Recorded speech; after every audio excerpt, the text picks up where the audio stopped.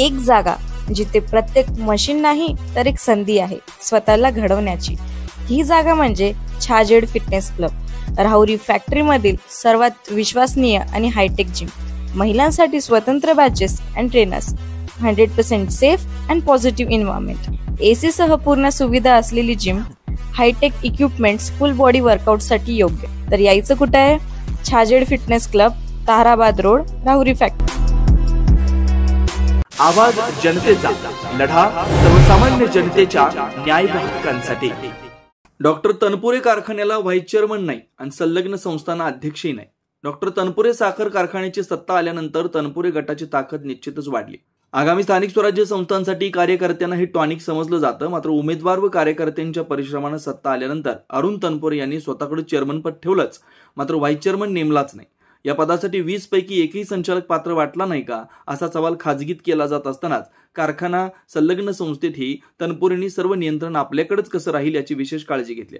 या भूमिकेमुळे संचालक मंडळात अंतर्गत धुसफूस सुरू झाली। काही संचालकांनी व कार्यकर्त्यांनी याबाबत तीव्र नाराजी व्यक्त केल्याचं पुढे आलंय।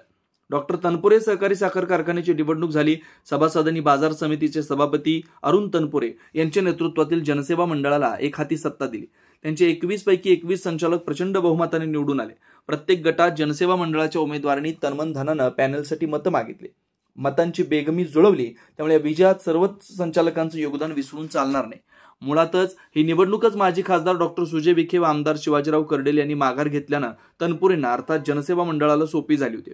समोरच्या विरोधी मंडळाची राजकीय ताकद आणि अनुभव पुरेसा नव्हता, त्यामुळे तनपुरेंना ही निवडणूक सोपी झाली हेही विसरून चालणार नाही। मात्र निवडून आल्यानंतर अरुण तनपुरे यांनी पुन्हा एकदा 25 वर्षापूर्वीचा मागचा कित्ता गिरवला असल्याचं बोललं जातं। कारखान्याच्या चेअरमन पदी अरुण तनपुरे यांची निवड अपेक्षित होतीच, मात्र व्हाईस चेअरमन पदी एखाद्या संचालकाला संधी मिळाली अशी अपेक्षा होती।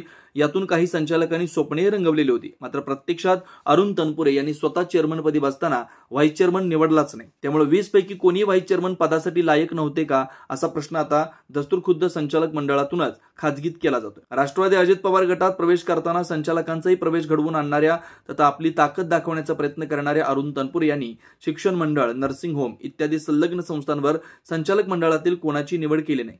सध्या विवेकानंद नर्सिंग होम, धुमाळ महाविद्यालयात शिक्षक भरतीसाठी जाहिरात सोडण्यात आली, ते नेमताना देखील त्या ठिकाणी संचालकांना विश्वासात घेतलं नाही अशी चर्चा आहे। कशा प्रकारे सर्व संस्था आपल्या ताब्यात असतील याची पूर्णपणे काळजी अरुण तनपुरे यांनी घेतल्याचं प्रकर्षानं बोललं जातंय।